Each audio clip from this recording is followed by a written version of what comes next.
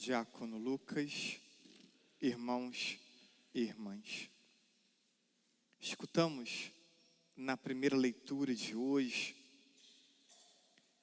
Moisés falou ao povo dizendo: ouve a voz do Senhor teu Deus e observa todos os seus mandamentos e preceitos que estão escritos nesta lei. Converte-te para o Senhor teu Deus com todo o teu coração e com toda a tua alma. Ao pensar em mandamentos, a primeira realidade que vem à cabeça de muitos é um conjunto de proibições. Uma ideia negativa. Quando se pensa em mandamentos, muitos trazem de forma imediata à cabeça uma ideia negativa, proibições. E essa ideia negativa que se tem sobre os mandamentos dificulta o acolhimento e a prática dos mesmos. Eles acabam sendo tratados como um fardo, um peso que é necessário ser carregado. Mas ouvimos na resposta do Salmo: os preceitos do Senhor são precisos, alegria do coração. Os mandamentos, portanto, são causa de alegria, não de peso, não de fardo. Muitos podem não entender. São orientações que exigem renúncia, sim. Mas nos torna livres para amar. Livres para amar como Deus ama. E a partir da capacidade de amar como Deus, desta prática do amor, vem uma realização duradoura, permanente, que vai trazer frutos não apenas para essa nossa vida terrena, mas sobretudo para a eternidade. Vamos recordar os mandamentos: amar a Deus sobre todas as coisas, não brincar com o santo nome de Deus, guardar os domingos, cuidar de pai e mãe, não matar nem mesmo com palavras, não julgar e denegrir ninguém com pensamentos e comentários, viver com castidade, não desejar pessoas comprometidas, não roubar e não cobiçar coisas alheias. A esses ainda acrescentamos os mandamentos da igreja. Destaco 2. A prática de missas inteiras. No mandamento da lei de Deus se fala em guardar os domingos e dias santos. Nos mandamentos da igreja se fala missas inteiras. E nós temos um terço do povo, pelo menos, que não entende que a missa tem que ser inteira. E pagar o dízimo. Temos dificuldade em vários destes temas. Mas o primeiro obstáculo é o de não conhecer. Muitos de nós fizemos a catequese do decorar. Tinha lá, perguntas e respostas, tínhamos que decorar. Já não é assim a metodologia de catequese, tanto para crianças quanto adultos. Mas muitos de nós ainda encontramos o catecismo, perguntas e respostas, que tínhamos que decorar. Não tratava tanto o entendimento ou o desenvolvimento do significado de cada realidade. Mas aqui falo que o primeiro obstáculo, o não conhecimento, não se trata de decorar. Digo de não ter entendimento sobre o que é cada mandamento. Por isso, se faz necessário, primeiro, um esforço de estudo. Novidade, Não, eu falo disso frequentemente. A necessidade de aprofundar o conhecimento que se tem sobre a fé. Porque como vamos viver um mandamento se nós desconhecemos o que significa cada mandamento? E aí vamos alimentando ideias negativas e erradas sobre eles. E o catecismo da igreja sempre é a fonte primária de leitura. Não é site, não é blog de ninguém, não é, né, página de ninguém, nem de padre. A fonte primeira é o catecismo da igreja católica. Segundo obstáculo, já falamos da dificuldade das pessoas terem um entendimento correto sobre os mandamentos. Então, o segundo obstáculo é alinhar o nosso querer humano com o querer de Deus. Portanto, é querer o que Deus quer. Isso é um segundo obstáculo. E São Paulo destaca essa dificuldade dele e de todos nós. Gálatas 5, versículo 17. A carne tem desejos contra o espírito, mostrando que há uma oposição entre o que é correto e aquilo que desejamos. Isso entra em conflito dentro de nós permanentemente. É difícil um dia que não tenhamos muitos desejos que temos que limitá-los ou não permiti-los. E ainda em Romanos 7,19 diz: não faço o bem que sei que tenho que fazer.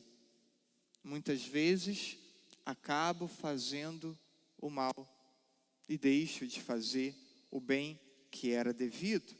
Então, Paulo nos relata justamente essa dificuldade humana de querer, de fazer o que Deus quer que façamos.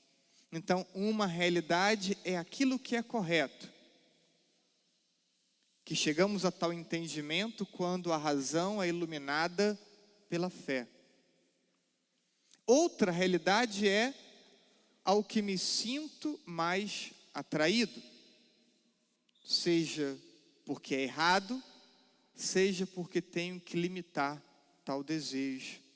E aí temos a razão e a fé versus os desejos, esse confronto que acontece dentro de nós. E este segundo obstáculo à prática dos mandamentos consiste justamente nessa necessidade de renunciar aos desejos. E isso requer aprendizado. Aprendizado que se dá pela repetição. É um esforço contínuo e consciente de não ceder a todos os desejos que sentimos. Porque não é possível ceder a todos os desejos que sentimos.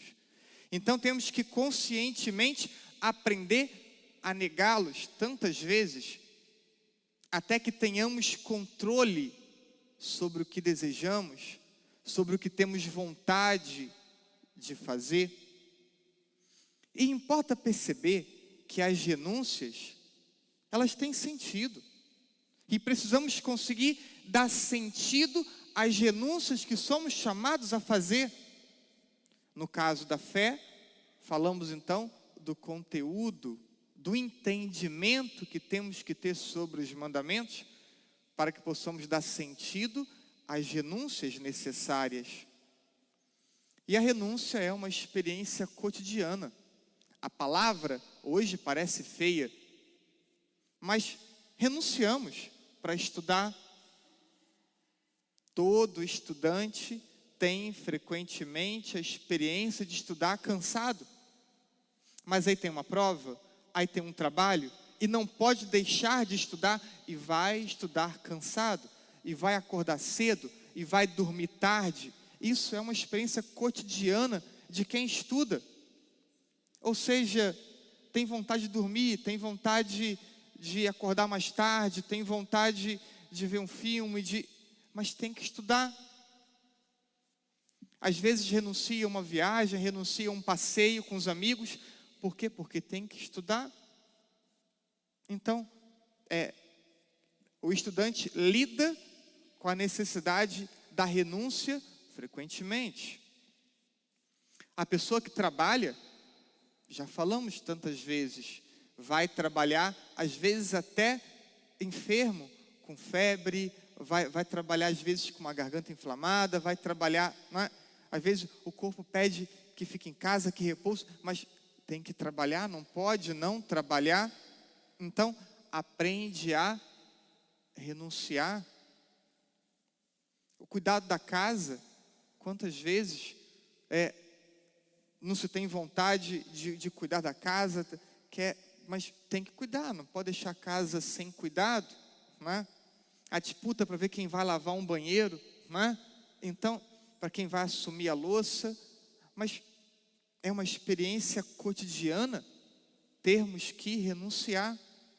Mas essa mesma atitude de renúncia que fazemos no estudo, que fazemos no trabalho, que fazemos no cotidiano da casa, não fazemos na fé. Não fazemos na fé. Parece que para a fé não pode ter sacrifício. Parece que para a fé não pode ter renúncia.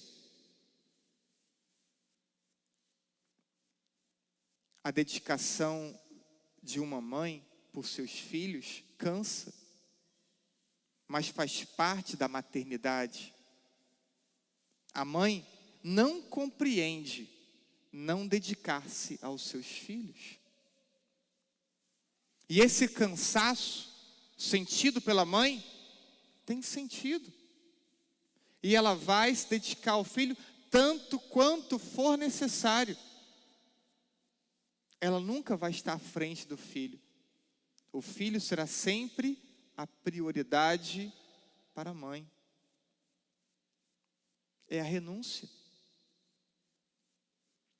Assim deve ser a nossa lida com os mandamentos. Perceber que somos filhos amados, que embora custe obedecer, não consegue encontrar sentido em não obedecer. Vivemos num tempo que supervaloriza o prazer imediato. Um tempo de soberania do desejo sobre a razão e sobre a fé. E os cristãos comprometidos parecem e se sentem, por vezes, estranhos. Estranhos no mundo que valoriza tanto os desejos, que valoriza tanto o prazer. E o cristão comprometido sabe que é chamado a renunciar, ele se sente tantas vezes estranho em meio a essa sociedade. Mas não olhemos para as pessoas e suas práticas. Não olhemos para a aparência de felicidade que encontramos em muitas pessoas, que em nossa frente sorri, mas sozinhas choram. Choram porque tantas vezes não encontram sentido em suas vidas. Choram porque, embora na frente dos amigos estejam sorrindo, tantas vezes experimentam processos profundos, depressivos, desmotivação com a vida que tem. Então, não olhemos para as pessoas. Não invejemos a aparência de felicidade que porventura encontramos nas pessoas.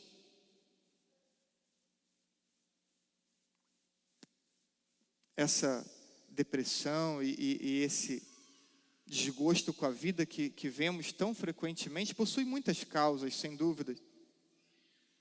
Mas a ausência de sentido é uma causa muito recorrente. Percebamos, ao contrário, a sutil, mas duradoura realização por trás de cada renúncia que somos chamados a fazer por amor a Deus e por amor às pessoas. Cada renúncia é acompanhada de uma realização, porque cada renúncia é acompanhada de significado. O próprio Jesus disse: não faço a minha vontade, faço a vontade do Pai. O próprio Jesus disse: não faço o que quero, faço o que o Pai quer que eu faça. E para imitar Cristo, precisamos amar o que Deus quer. Não há santidade, não há fidelidade a Deus, não há correspondência ao amor de Deus, não há fé cristã sólida sem prática dos mandamentos. Todo aquele que faz a vontade do Pai que está nos céus entra na intimidade de Deus. Mateus capítulo 12. Portanto, é preciso querer e fazer o que Deus quer. Diz São José Maria Escrivá: esta é a chave para abrir a porta e entrar no reino dos céus. Quem faz a vontade do meu Pai, esse entrará. Portanto, irmãos, cumprir a vontade de Deus deve ser o único e mais importante anseio no coração do cristão. Cumprir a vontade de Deus. Que possamos hoje renovar o nosso compromisso de querer conhecer mais a vontade de Deus, de querer abraçar, de querer praticar a vontade de Deus, de ter a capacidade de renunciar quantas vezes for a tantos sentimentos e desejos que vêm ao nosso coração, mas que são contrários ao querer de Deus para nós, na certeza de que o melhor para nós é a vontade de Deus. Não tenhamos dúvidas disso. Peçamos a Deus que nenhuma tentação nos tire do caminho da vontade de Deus, porque esse é o caminho da autêntica realização. Esse é o caminho da paz interior. Esse é o caminho da eternidade feliz. Assim seja. Amém.